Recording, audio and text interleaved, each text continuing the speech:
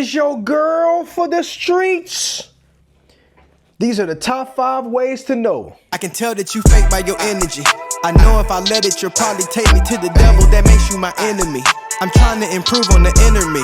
How to tell if your girl is for the streets. A lot of people, they talk to me a lot of times, and man, niggas will ask me, man, how do I know if my girl is for the streets?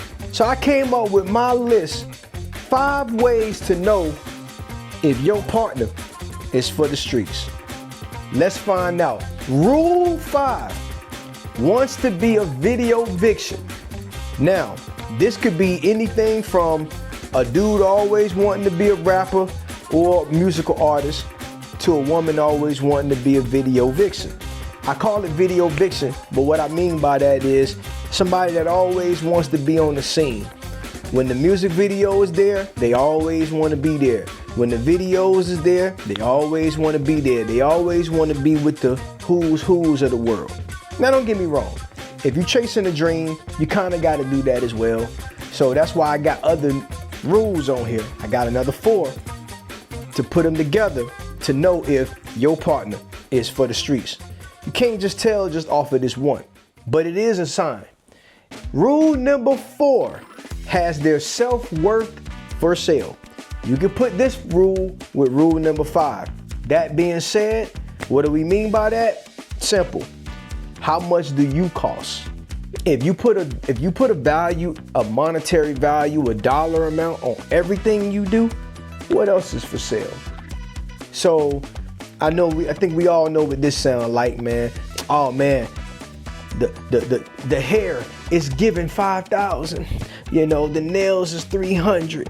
You know, the Louis bag is 1,800. The Chanel purse, everything is name brand, name brand, name brand, name brand. You might like nice shit. I ain't mad at you. I know I do. But okay, we gotta go to Turks. We gotta go to Italy. We gotta go to Hong Kong. Ain't nothing wrong with traveling. Ain't nothing wrong with traveling. But just peep how it go. Peep how it go.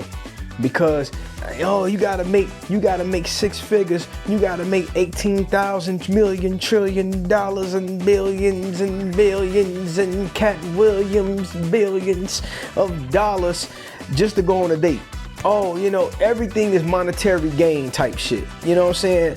That city girl type lingo.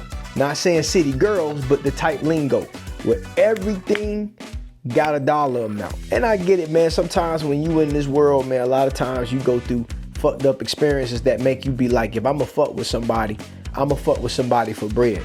But at the same time, there's plenty of guys out there who they be on the bad end of that situation right there, because it's like, because you got your heart broke, now everything you do is for monetary gain.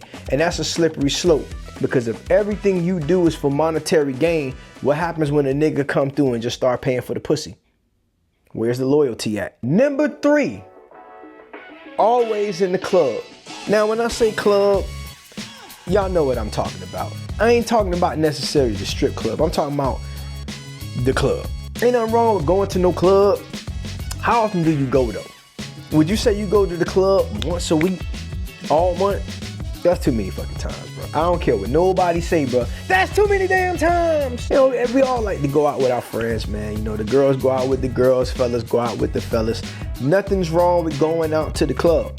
Not saying nothing's wrong with it. But how often do you go? If you got some people out there, they can't have a good time if they ain't at the club. Like, to them, if they ain't at the club, they didn't do nothing for the night. And that say a lot, because that says a lot when you put it with these other 2 rules. Because if you feel like you haven't done anything unless you went to the club, you gotta be around the Joneses. You don't feel like you've accomplished anything in a good time simply because you haven't went out and hung around the stars, or you haven't went out and hung around all the nice cars. So you feel like you didn't do anything for the day. You gotta keep an eye on people like that, because when people working so hard to be at the function, what are they willing to do when they get to the function? It's just something that, to me, it always rubbed me the wrong way. If I know a chick that went to the club and she's at the club, like, in a month, you went to the club like 4 or 5 times, bro. Like, that's literally going to the club every weekend. every weekend, bro. And you know, it could be 1 month, 2 months, but if that's just your lifestyle, that's just too much. Because 21 to 25 is like really your prime club years. Once you hit 25, you still hit the club, but if you hitting the club every night, you might be for the streets, man. I ain't gonna lie, man. Fuck it. You might be for the streets. You might be for the streets. Rule number 2. Too many friends of the opposite sex. If you are a lesbian or if you gay, this can be a tricky rule. And I'm gonna get into why it can be tricky in a minute. But let's stick to the original point. Too many friends of the opposite sex. We already know how this go. Too many guy friends, too many girlfriends. I'm gonna tell you like this has been an age-old debate. Can men and women coexist in a platonic relationship? Can they? I think they can, personally. But boy, have I not really seen that shit work out. I have never seen that shit work out where it did not come with a catch. I gotta be honest. Now, I'm not saying they don't, and I'm not saying that I don't believe that it can. I believe that it can. I believe that it can. But I'm gonna be honest, man. Every time that I've seen a good-looking guy befriend a good-looking woman, there always was something that came from that. Either it started out one person liked the other but didn't say anything, and they just became friends, and it rolled out like that, or they became friends and then some shit went left for whoever's relationship, and then they wind up things going left from there. But I've always seen it rooted in some type of attraction. And even I've been there, like homegirls that I've had, if they look good, I was attracted to them. I would have smashed if they gave me the chance to. You know what I'm saying? But either if I was in a relationship, I probably didn't try, or they was in a relationship and I respected it enough to not try. But if they would have gave me the opportunity, I would have smashed. And that's the reason why I say that as the number 2 rule, only because when you get mad at somebody, we've all been there, man. If you really think about it, we've all been there, or you know somebody who's been there. When you keep friends of the platonic, it can happen, but when you keep friends of the opposite sex, it's just too close to cheating. It really is. Because if you get mad at that dude, a lot of times, if you looking to do that revenge type shit, who you gonna cheat with? A lot of times it's gonna be your guy friend. And you will find most of the time, when you give it to that guy friend, or if you confide it in your guy friend, he gonna make a move, or you gonna throw it to him and he gonna take it.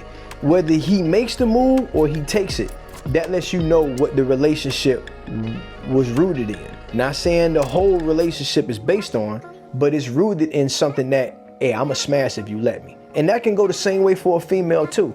So that's why and that's just for one platonic friend. That's the crazy part. It's just for one platonic friend. We're not even talking about the rule that this really applied to, which is the people that got all opposite sex friends. We talking about the guy that got a whole bunch of girlfriends. We talking about the girl that got a whole bunch of guy friends. That little description I gave was just for one person. All that can happen with just one platonic relationship. So when all you got is guy friends and all you got is girlfriends, the odds that one of those friends has smashed your motherfucking lover through the roof. And the number one rule to know if they for the streets, they have never been in a long relationship. A long relationship, it speaks volumes. It's simple. What's your longest relationship? Oh, my longest relationship is 6 months. Not good. What's your longest relationship? 3 months. Not good. Most people nowadays in today's society, if you ain't been in a relationship longer than a year, that's just a black eye period. I mean, that doesn't look good anyway. You know what I'm saying? Nobody wants to even say that verbally out the mouth. It don't even sound right because it says a lot.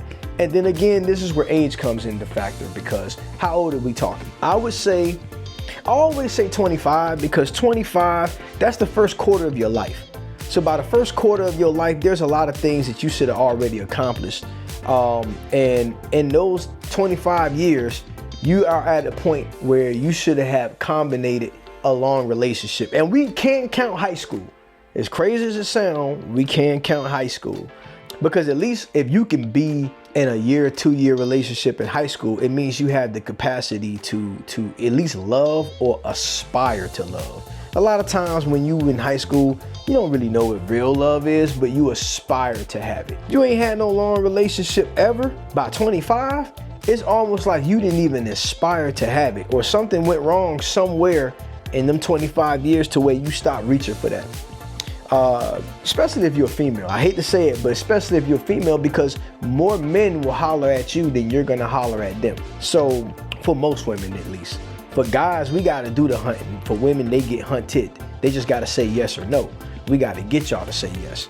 So it's like if the longest relationship you've been in is a year, it says a lot about how you move with people and how you move with relationships entirely. It says a lot about your relationship IQ, your emotional IQ. It could give a little indication that maybe that may not be on the best situation, because a year, even a kid can do a year.